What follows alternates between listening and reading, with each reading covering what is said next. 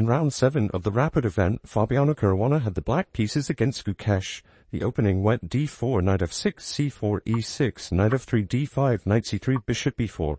So this is actually a Rogozin, here with the pawn on d5 and bishop b4, not a Nimzo or whatever people like to call it. Queen a4 check, knight c6, and this is all theory played for a while. e3, bishop e2, bishop d6, routing the bishop back to d6. It's not really doing much here anymore now that there's no pin, and it makes more sense to support an e5 break here in the center. And black does play e5, d takes e, knight takes, bishop e2, saving that bishop, c6, knight d5, or knight d4, excuse me, queen e7, and knight f5. Gukesh is trying to pick up the bishop pair and fight for some sort of advantage here. So if black does not take, then I will take your dog squared bishop.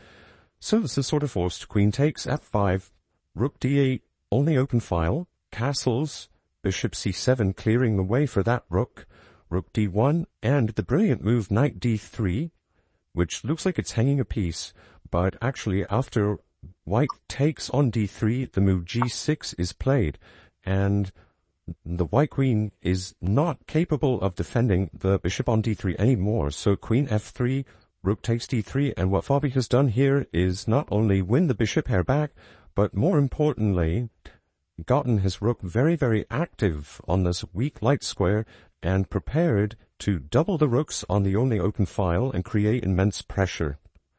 Queen e2, rook d8, bishop e1, a backwards move. I feel like a bad sign, but white does need to fight at least for the d-file. Rook takes d1, rook d1, rook d1, and knight d1. My instinct was to play queen d1 and still have some sort of imaginary control over the d-file. This knight d1 move is good, but to me, it feels wrong moving a piece away from the center, but I just don't. I'm not good enough to understand it. So h5, b3, knight d5, g3, bishop e5. Okay, let's for a second compare these pieces to these pieces.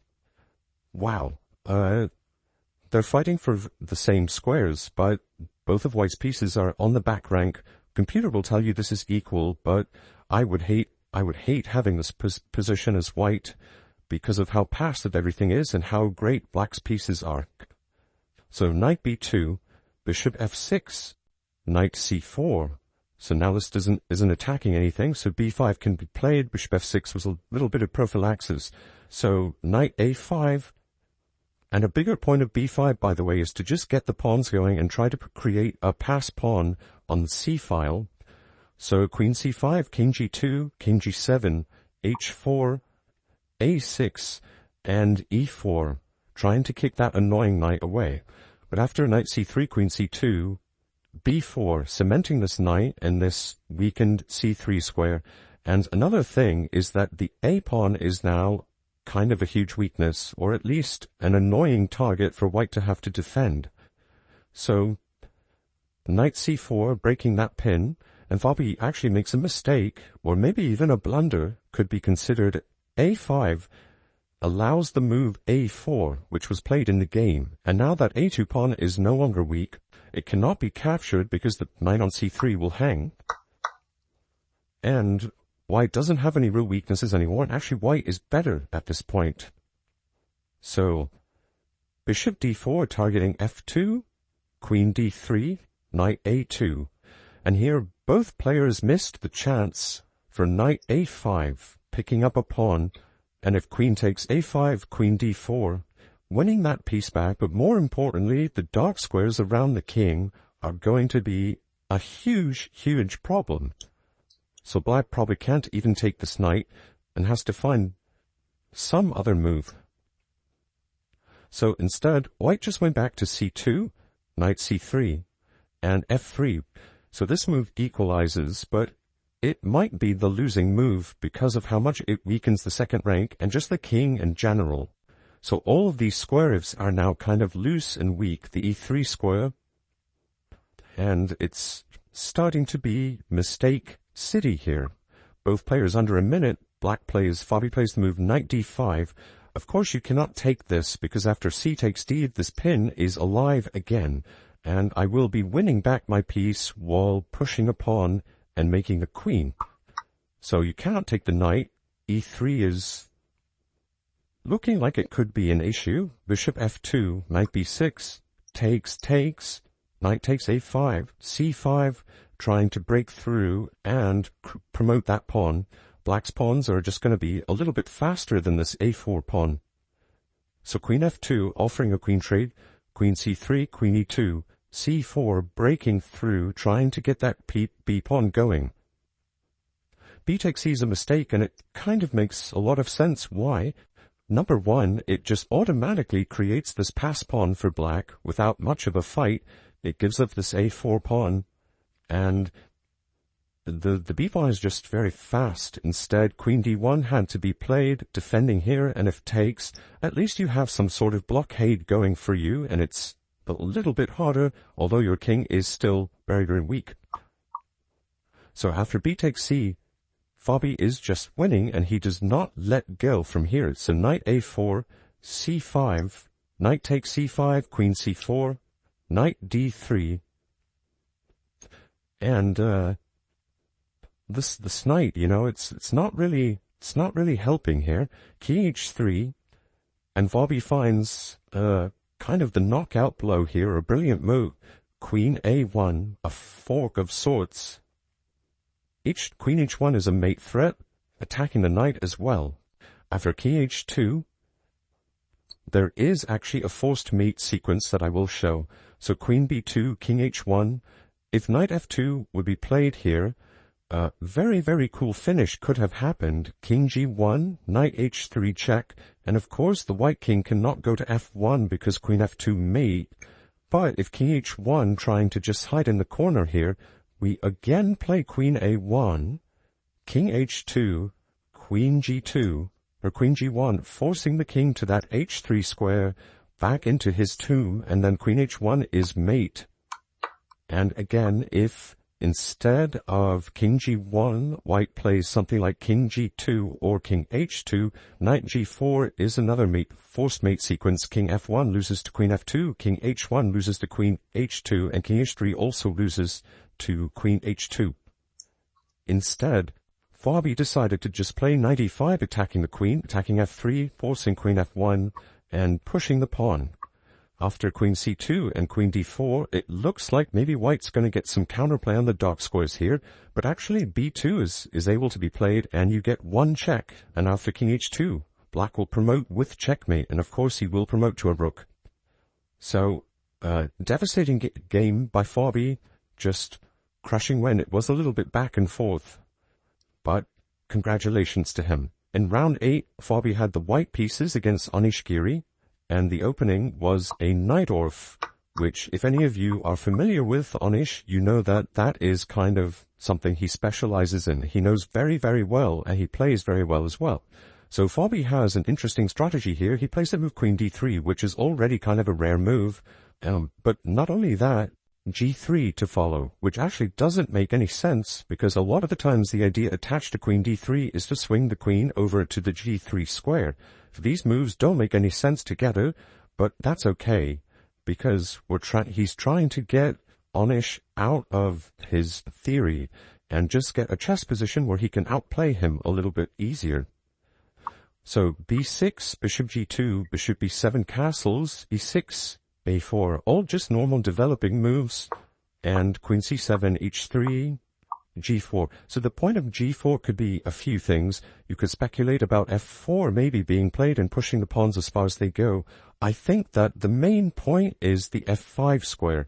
So number one, if e5 is ever played, the knight has extra support on f5, but maybe more importantly, it frees up this g3 square for the c1 knight maybe to go e2 to g3 to f5 as well. So after knight c5 attacking the queen, queen e3, e5 is played, and that move might be kind of mysterious, because why would you just give white the f5 square? The point is more that black is maybe getting the d4 square for his knight, and trying to break out and get rid of this weak d-pawn, and play d5 and open things up.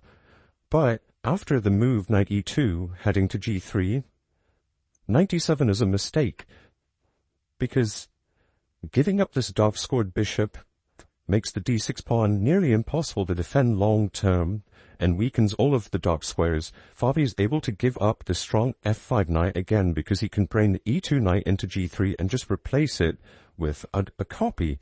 So instead of knight d7, bishop f8 makes a lot more sense. Preserving that bishop, keeping d6 defended, and as an added benefit, defending all these dark squares around the king.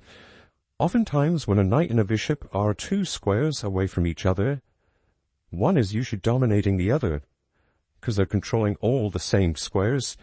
Usually the piece that's on the back rank is the one being dominated. But here it's just that they're controlling all the same squares, so it's keeping it balanced.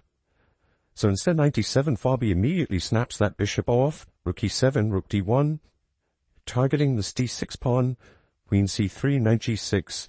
Black is trying to get counterplay on the f4 square. Makes sense, rook d2, queen d8, and Black's idea is to play rook d7. He wants to have the queen behind the rook to try and defend this way and break through with d5. After rook d1, rook d7, queen e3, b5, a takes b, a takes b. I feel like this b pawn is now probably a potential target as well. So another thing that White could potentially do would be bishop f1 to target this b5 pawn, and if that pawn moves, maybe the bishop comes to c4. Maybe it comes to b5 anyway, kicking this rook away. But it is just sort of a weak pawn. Fabi goes knight g3, heading in for that f5 square, rook a2, trying to start counterplay. Bishop c3, you definitely don't want to play a move like bishop a1, because it cuts your possibilities, it cuts your options in half. So bishop c3 is a great move because it stays on this long diagonal, but it also gives you that opportunity to play bishop b4 and further build up on the d6 pawn. So, knight f4, Fabi plays knight f5 here. This doesn't make, it makes sense. I think that bishop f1 is a little bit better, again, because of this idea of attacking this pawn this way, preserving the bishop pair, not allowing any trades like that, and just forcing Black to respond another time, and then playing knight f5. So instead, Fabi just goes knight f5 right away. Knight takes g2 makes a lot of sense to me. I don't really understand why this is bad, according to the engine. For some reason, queen g5 is good. What is the threat? I suppose h5 is the idea, and Black's getting counterplay. But knight takes g2 makes sense. King takes g2, d5 breaking out. We lured the king to the long diagonal also. That could be an added benefit. E takes d, rook takes d5. And here when I first saw this, I thought I saw a tactic. It doesn't work for multiple reasons, but I just saw this, the funny shapes in my head. So potentially rook takes d5, take everything when the queen lands here. There's knight e7, winning the queen. This doesn't work, number one, because it hangs a knight, number two, because it hangs my king. But if the g6 knight leaves, and the king on the king on g2 goes to h2, there are tactics available. So rook d5, bishop takes is forced, but now there's sort of an eternal pin on that bishop, and because the queen's on a dark square, it's kind of hard to get out of the pin and also keep the bishop defended. And again, tactics are afoot. So king h2, good move, obviously, just get out of check. Rook c2, bishop takes e5, getting that last weak pawn. f6, g7 was attacked. You don't really want to play this move because you would have to resign, because this is a fork. I mean f6 and I win peace. So f6 is forced. And after bishop g3, Black is kind of in Zugzwang. I couldn't find a move here because queen h7 is the threat, attacking g7. There's no way to interpose that queen. Bishop f7 loses your queen. The rook can't come back to c7 because of this bishop wonderfully placed on g3. And Black is just lost. Giri ended up playing h6 here, which just allows queen a7. What else are you going to do?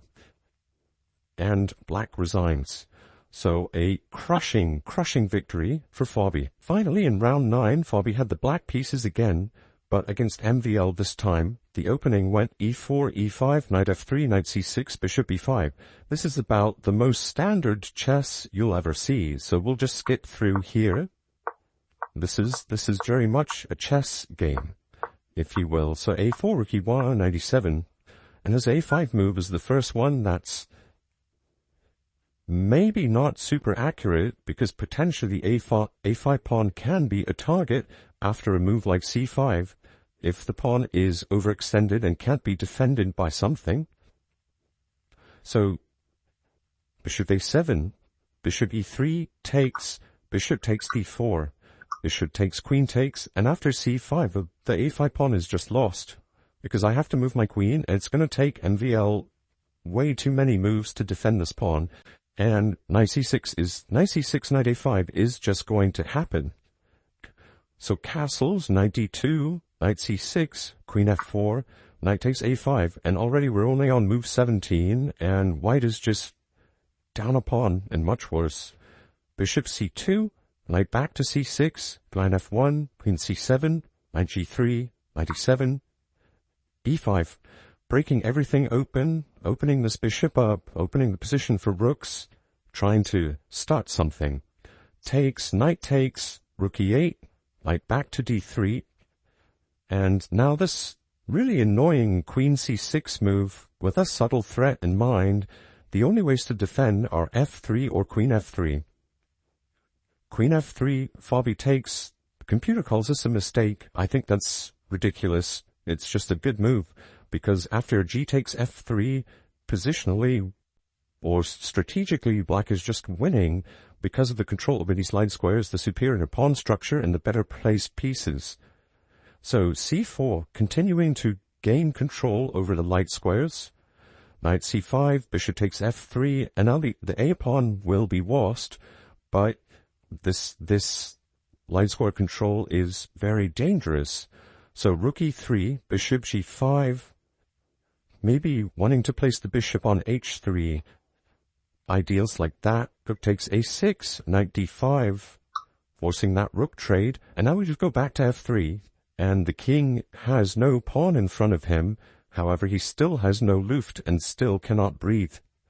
So king f1, h6, knight d6, rook b8, and I think the b pawn it wants to go at this point. Knight f5, bishop g5 or bishop g4, and knight d4. White missed the chance to play knight e4 here, hanging the knight, but after knight f6, bishop takes f5. The position is like slightly more balanced. Yes, white is still down a pawn, but they do have that bishop versus knight in a position where there are pawns on both sides of the board, so the long-range piece could be beneficial. And maybe the fact that the bishop's a light-squared bishop and can potentially attack these makes a difference, but that would be a better try. Instead, knight d4 is played, and after b5, black is just crashing through. So f3, I don't understand this move. I think this, I'm sure there's a point behind it. To me, it just weakens stuff. Maybe he wants to control e4. I don't really know. But b takes c is just able to be played. This bishop doesn't really matter, because after c takes b, we can't really stop promotion, because the rook can't come back. And if you move the bishop, then the other pawns coming in, 2 pawns that far down the board are nearly unstoppable. So b takes c is played. Knight e3 check, king e2, knight takes, and you can't actually take on c2 here because of rook b2. And you don't have time to take, because I take on c2, and then I pick up your c3 pawn, and if you do anything else, if you play king d2, bishop f5, I save my bishop, your knight is still pinned, and I build up upon it, so I just win a piece. If king d1, I just take on f3.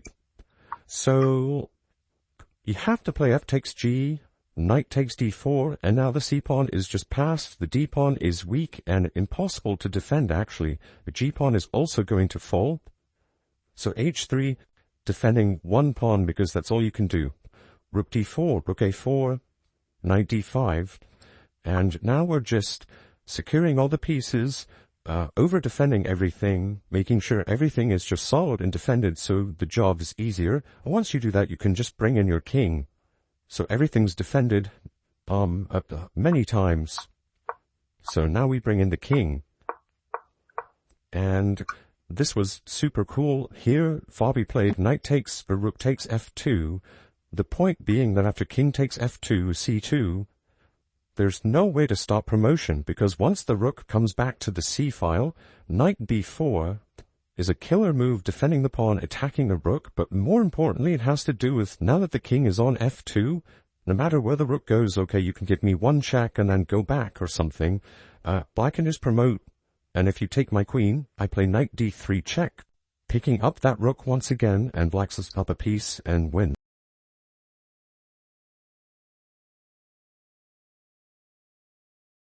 Thank you for watching the video. Don't forget to give us a like and subscribe.